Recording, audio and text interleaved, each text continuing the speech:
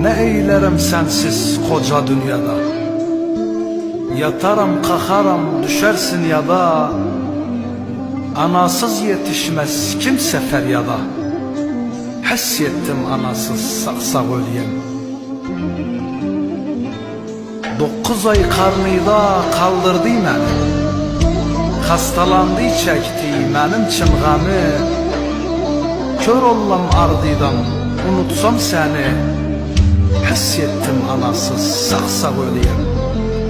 Hiss ettim anasız sağ ölüyem. Dermansızım geldim yolun sonuna,